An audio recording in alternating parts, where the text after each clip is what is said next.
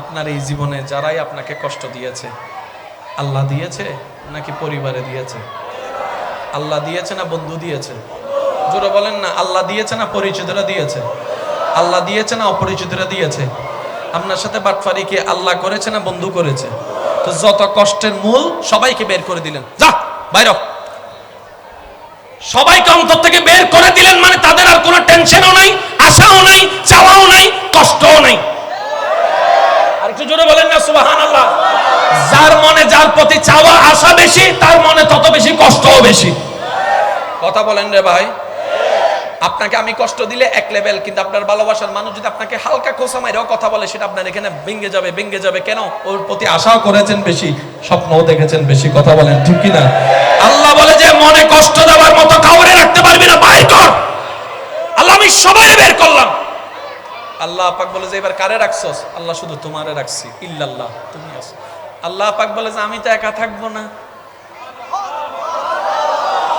সুবহানাল্লাহ, আমি শুনি নাই। আমি তো একা থাকবো না, তো আল্লাহ কি করবো? তোরে যার নবী উম্মত বানাইছি ওই নবীকেও রাখ, কয় মুহাম্মাদুর রাসূলুল্লাহ। তোর দিলে শুধু একমাত্র আমি আল্লাহ থাকবো আর আমার নবী মুস্তাফা থাকবে, আর কেউ কে রাখতে পারবি না। বলেন না সুবহানাল্লাহ। এবার বলেন, যার অন্তরে আল্লাহ এবং রসুল আছে, তার কোনো ডিপ্রেশন, তার কোনো দুঃখ, তার কোনো মন খারাপ, তাকে যদি সারা দুনিয়া মিলে গালিও দেয়, সে বলবে কি আমি গালি দিছি তোর কষ্ট লাগে নাই? তোর থেকে তো কখনো প্রশংসাই আশা করি নাই, গালি দিলে কষ্ট পাওয়ার দরকার কি? আমার প্রশংসা তো রব থেকে আশা করেছি, সুবহানাল্লাহ। আমার সাহায্য তো আমি রব থেকে আশা করেছি, সেজন্য কেউ সাহায্য না করলে আমার কিচ্ছু যায় আসে না। আমার সাহায্য করনে ওয়ালা তো একজন আছে, বলেন না সুবহানাল্লাহ। এবার বলেন, অন্তরে আল্লাহ এবং রসুল ছাড়া আর কেউ?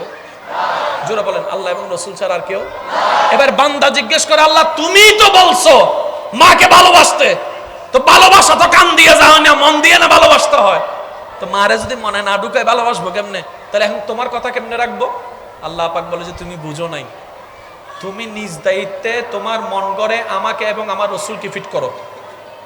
আর পৃথিবীতে যাদেরকে যতটুকু ভালোবাসা করা দরকার, যত্ন নেওয়া দরকার, মায়া করা দরকার, ঠিক অতটুকু ভালোবাসা আমি আল্লাহ তোমার অন্তরে ফিট করে দিব।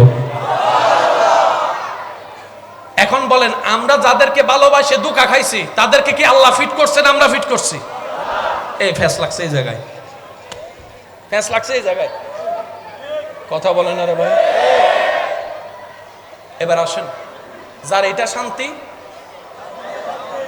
আমার আলোচনা শেষের দিকে বলেন, যার এটা শান্তি, যার এটা শান্তি। এবার শান্তি কে কে চান একটু হাত তুলেন। সুবহানাল্লাহ, জোরে বলেন, গর্জন দিয়ে একবার বলেন সুবহানাল্লাহ। এবার আসেন, শান্তি দেনেওয়ালাকে।